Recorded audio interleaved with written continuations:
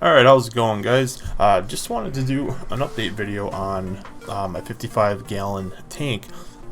Tell you guys some new things that I've introduced to the tank and some different systems I have changed. This is one thing I have added, which you guys have already probably known about. This is my Mandarin Dragonet, and he is doing quite well.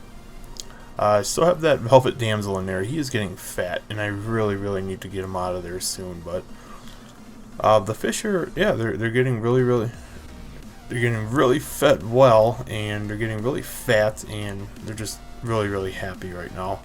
As you can tell, my Mandarin, he's just picking at those rocks. So my copod and my amphipod population is quite established in the tank right now, and I'm really happy because it's getting nice and fat now. Doesn't look so skinny and pinched anymore. And then my wife's new fish, the purple firefish. I don't know if it's a goby or a wrasse. I can't remember what they're classified under. Purple firefish. I think it's a goby. But he likes to hang down under that little cave structure down there, and he kind of, no one messes with him, and he doesn't mess with anyone else. Sometimes I have to target feed him because it doesn't really like to come out for food. It just likes to hide under there. But yeah, I got purple coralline algae growing everywhere. Some detritus on the bottom, or on the sand.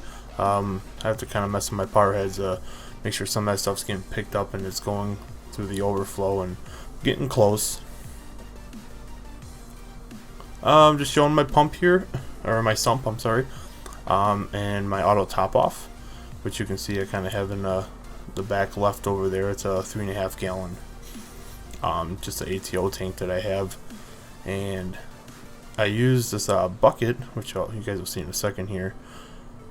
It's a bucket with a little power head that I have in there, so I just go down and get some r.o.d.i water, and usually once every 3-4 days I have to fill that back up.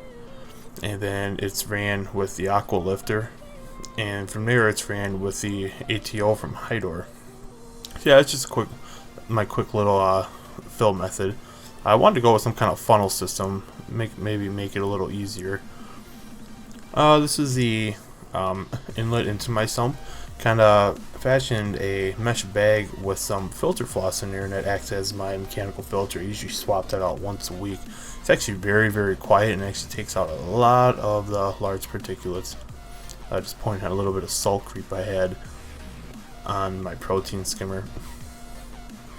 Then, as you can see, I got a little air stone in there, just kind of keeping everything moving.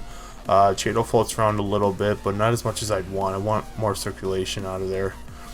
Protein skimmer, just cleaned it out. It's working well. Seems to have problems with the bubbles getting stuck at the top of the collection cup. I'd like to see a little more flow going through there. Probably going to swap it out for a reef octopus.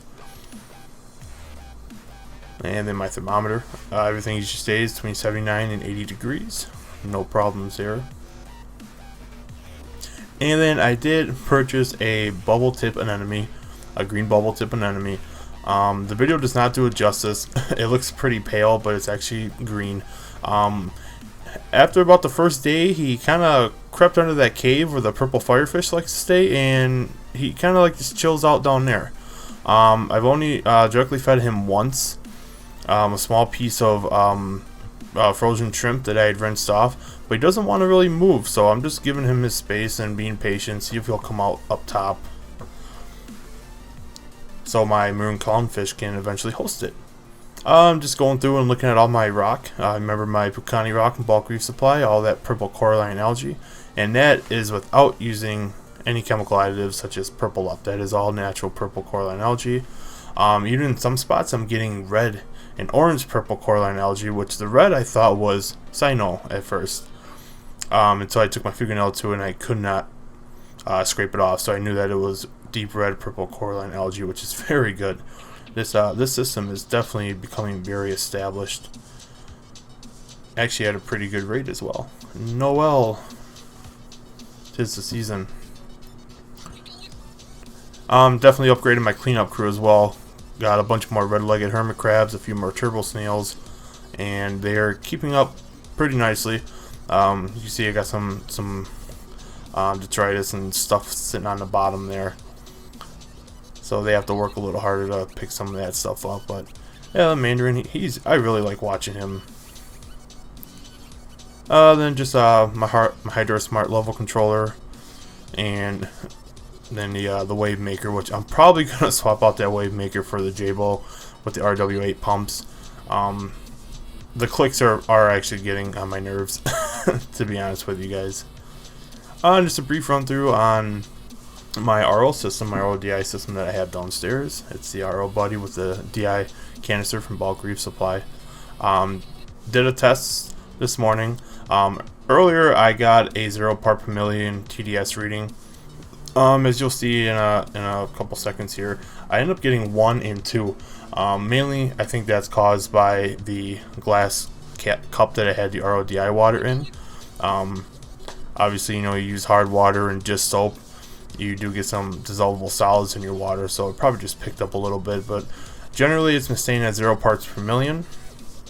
And I have the Easy TDS tester from Amazon. It's like 15 bucks. I got it for. Turn the lights on. It's at 2 parts per million. So 0 to 50 is technically r.o.d.i water grade, so it's good stuff for sure. Running a little low on my supply, so I just got the system running again. I'm going to throw another heater in there because right now that heater struggles to keep up. And then my DI canister. It is the color changing kind, and you can tell I still have a ways to go before that canister is bad. But I would like to replace my sediment canister soon. And then my QT tank for my new fish.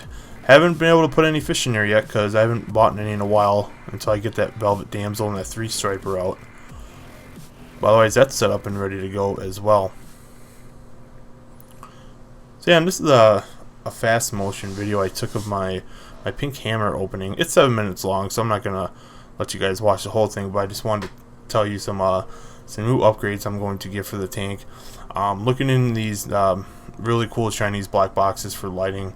Definitely want to start upgrading my lighting because I want to start getting into LPS and some SPS at the start of 2016. My water chemistry is absolutely fantastic.